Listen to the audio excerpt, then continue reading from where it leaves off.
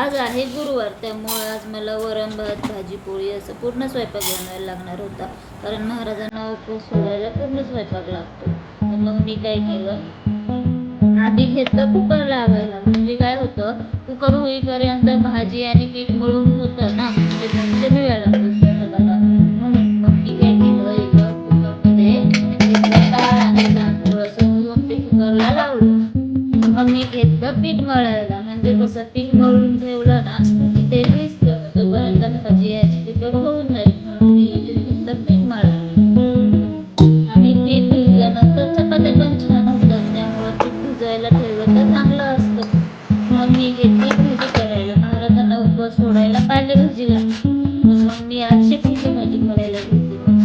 शेपूची भाजी घेतली छानपैकी कापून. घेतला एकीकडनं मसाला करायला. म्हणजे शेंगदाणे, मिरची आणि लसूण असं बारीक करून घेतलं. आणि मग डाळ पण मग कढई ठेवली. गरम व्हायला कढईमध्ये टाकली तेल, मग जिरे, मग टाकली जिरे, मोहरी टाकली. मग त्याच्यामध्ये टाकली मुगाची डाळ, मग त्याच्यामध्ये टाकली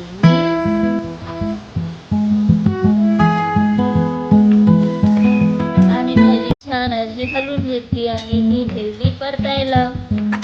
भाजी परतल्यानंतर वरती म्हटलं बारीक केलेला मसाला, मिक्सरच्या भांड्याला मसाला चिकटलेला होता ना, तर थोडंसं पाणी टाकून भाजीमध्ये टाकून दिलं. म्हणजे तो वेस्ट नाही जाणार ना.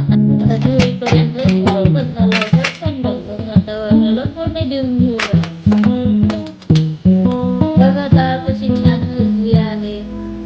ठेवूयात वरतून छोट्याशा कढईमध्ये घेतलं तूप, त्यामध्ये टाकली जिरे, त्यामध्ये टाकली मोहरी, मग टाकल्या मिरच्या, मग टाकला कढीपत्ता, टाकली थोडी आलं लसूण पेस्ट आणि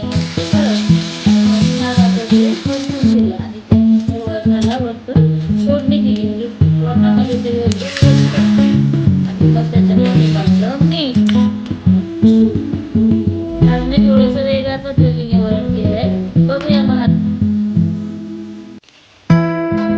मी घेतल्या चपात्या करायला. पीठ भिजलं होतं ना, मग आता छान चपात्या येणार.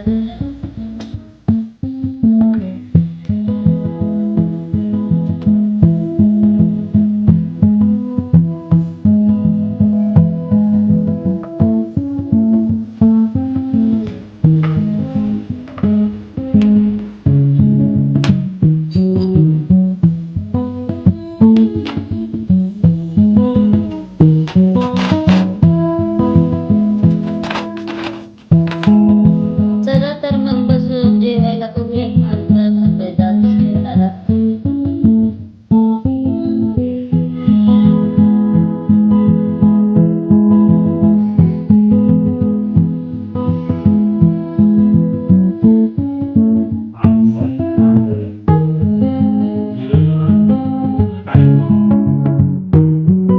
आज आहे आठवड्यात नव्हतं, त्यामुळं मी साधं वरण केलं.